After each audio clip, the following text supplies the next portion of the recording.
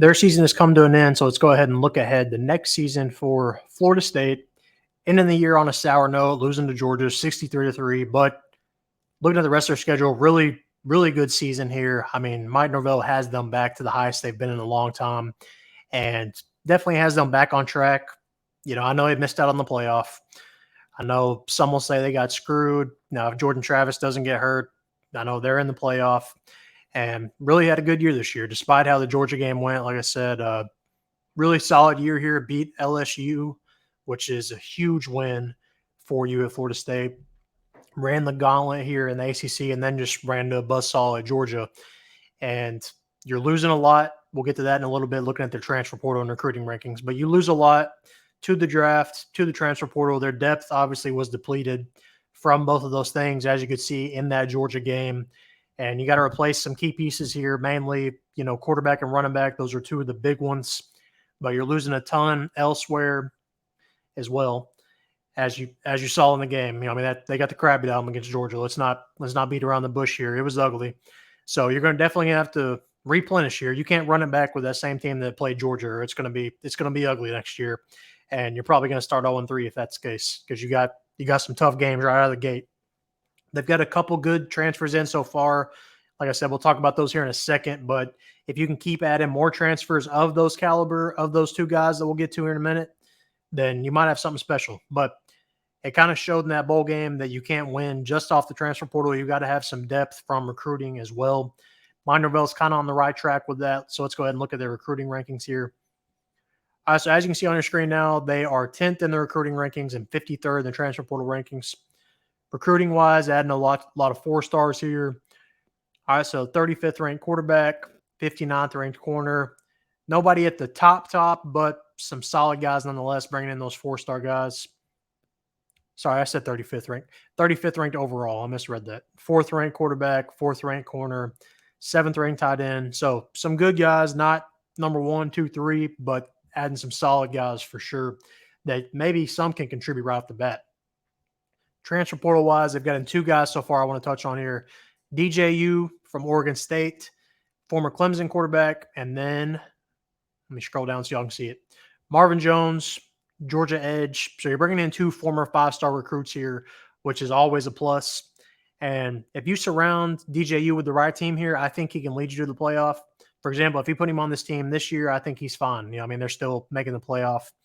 And good news is the playoff is expanding, so you can lose a game or 2 and still make the playoff nowadays with it going to 12 teams.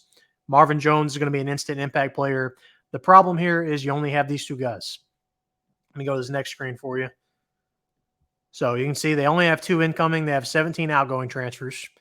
So that's the problem right now. You only have 2 guys. While they are 5-star caliber, you only have those 2 guys. You need to add more 5-star caliber guys, at least some 4-star guys, to round out this team. Otherwise, you're going to be top heavy, and then one injury, you're going to be done. You're going to look like this year.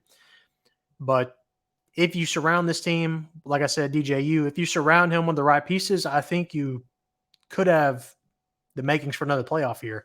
And let's go ahead and look at their schedule real quick, because that's going to have a lot to say about how they do this year. Now, if they don't get it right off the bat, I think they could start 0-3, because you've got a tough schedule here. At least off the bat. Georgia Tech, I think if you take them lightly, I think if you go in with the team you have right now, not adding any pieces, I think Florida State loses that game to Georgia Tech. They have their quarterback and running back coming back. Georgia Tech does. Haynes King. They mean business. I think they can beat Florida State if Florida State doesn't get their guys.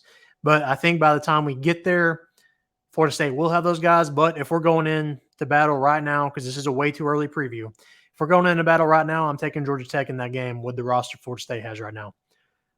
And sorry to say it, I'm also taking Memphis over Florida State. Memphis is probably, spoiler alert, going to be your group of 5 representation in the playoff next year. Notre Dame, you're probably losing that one as well. So if you don't make some changes, and I think they will, this is, like I said, way too early. I think they're going to add a ton of pieces by the time we get to the end of the season, then in the offseason. But looking at it today, they start off 0-3, I think. You beat Charleston Southern, I think. You beat Florida. You beat Duke. You beat Boston College. You beat California. I think you lose to Clemson. That's going to be a tough one. I think you're going to lose to Clemson regardless, no matter who you add. Unless DJU goes off in the revenge game. You're going to beat North Carolina. I think they'll lose one of these games right here. So I think Florida State's going to drop a little bit. They're barely in my top 25 right now in my preseason rankings. I'll release that next week. They're barely hanging on to my top 25 just because I have faith in Mike Norvell at the moment. But judging off right now, I think they're going to go about 8-4, probably 4 losses. Not quite playoff caliber, but probably top 25-ish, right in that top 25, top 30 range. But I am optimistic. Without that being said, if they add the right pieces, I think they can win a lot of these games. They might even go undefeated. There's no telling. There's not a non-winnable game on here. I think they can win every game besides maybe Clemson. I think Clemson will beat them next year. But unless they add some pieces, it's going to be tough.